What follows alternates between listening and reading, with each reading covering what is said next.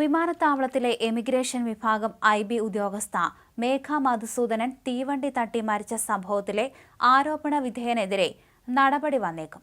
ഇയാൾക്കെതിരെ മേഘയുടെ അച്ഛൻ ഉയർത്തിയ ആരോപണങ്ങൾ IB പരിശോധിക്കുകയാണ്. സാമ്പത്തിക അപഹരണം ആരോപിക്കപ്പെട്ടതോടെയാണ് ഇത്. മേഘയുടെ ശമ്പളം സുകാന്ത് സുരേഷ് വാങ്ങും, അതിനുശേഷം കുറച്ച് ചെലവിനായി നൽകും. ഇതായിരുന്നു രീതിയെന്നാണ് ആരോപണം. സഹപ്രവർത്തകന്റെ പങ്ക് അന്വേഷിക്കണമെന്ന് പറഞ്ഞ് അച്ഛൻ രംഗത്ത് വന്ന് പറഞ്ഞു. മേഘയ്ക്കൊപ്പം രാജസ്ഥാനിൽ ജോഗ്പൂരിൽ IBയുടെ ട്രെയിനിങ്ങിനായി ഒപ്പമുണ്ടായിരുന്ന ആളാണ് സുകാന്ത് സുരേഷ്. സുകാന്ത് IBയിൽ എറണാകുളത്താണ് ജോലി ചെയ്യുന്നതെന്നും മേഘയുടെ അച്ഛൻ മധുസൂദനൻ പറഞ്ഞു. നെടുമ്പാശ്ശേരി വിമാനത്താവളത്തിലെ എമിഗ്രേഷൻ ഉദ്യോഗസ്ഥനായിരുന്നു ഇയാൾ. ശനിയാഴ്ചയായിരുന്നു മേഘയുടെ മരണാനന്തര ചടങ്ങുകൾ. ഇനി നീതി തേടി ഇറങ്ങാനാണ് അച്ഛന്റെ തീരുമാനം.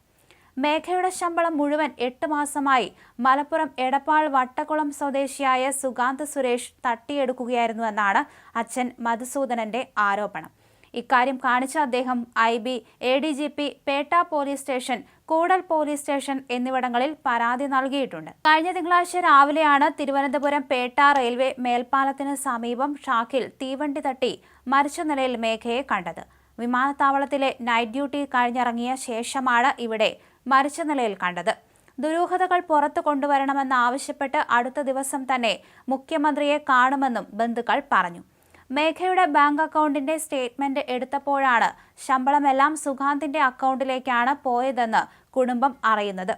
50,000 രൂപയോളം ശമ്പളമുണ്ടായിരുന്ന മേഘയുടെ അക്കൗണ്ടിൽ ഇപ്പോൾ ബാലൻസ് ഉള്ളത് 861 രൂപ മാത്രം. UPI അക്കൗണ്ട് വഴി 3.5 ലക്ഷത്തോളം രൂപയാണ് സുകാന്തിന്റെ അക്കൗണ്ടിലേക്ക് മാറ്റിയത്. ഇതിൽ ഹോസ്റ്റൽ ഫീസിനും മറ്റ് ചെലവുകൾക്കുമായി 1.5 ലക്ഷത്തോളം രൂപ മേഘയുടെ അക്കൗണ്ടിലേക്ക് സുകാന്ത് തിരിച്ചിട്ടതായും ബാങ്ക് സ്റ്റേറ്റ്മെന്റിൽ വ്യക്തമായിട്ടുണ്ട്. സ്റ്റേറ്റ്മെന്റിന്റെ പകർപ്പ് IBക്ക് നൽകിയിട്ടുണ്ട്. ഇത് IB പരിശോധിക്കും. അതിനുശേഷം നടപടികളിലേക്ക് കടക്കും. മകളുടെ മരണത്തിന് കാരണം സുഹൃത്തുമായുള്ള സൗഹൃദം തന്നെയെന്ന് ഉറപ്പിക്കുകയാണ് IB ഉദ്യോഗസ്ഥ മേഘയുടെ കുടുംബം. മേഘയെ അങ്ങേയറ്റം സാമ്പത്തികമായി ചൂഷണം ചെയ്തിട്ടുണ്ട് സുകാന്ത് സുരേഷ്. മകളുടെ ശമ്പളം സമ്പാദ്യത്തിലേക്ക് മാറ്റുകയാണെന്നാണ് കുടുംബം കരുതിയത്. എന്നാൽ സുകാന്ത് കടുത്ത സാമ്പത്തിക ചൂഷണം നടത്തുന്ന കാര്യം മേഘ വീട്ടിൽ അറിയിച്ചിരുന്നില്ലെന്നും കുടുംബം വ്യക്തമാക്കുന്നു. ട്രെയിനിങ് കഴിഞ്ഞതു മുതലുള്ള മേഘയുടെ ശമ്പളത്തിന്റെ വലിയൊരു ഭാഗം സുകാന്ത് കൈക്കലാക്കുകയായിരുന്നു.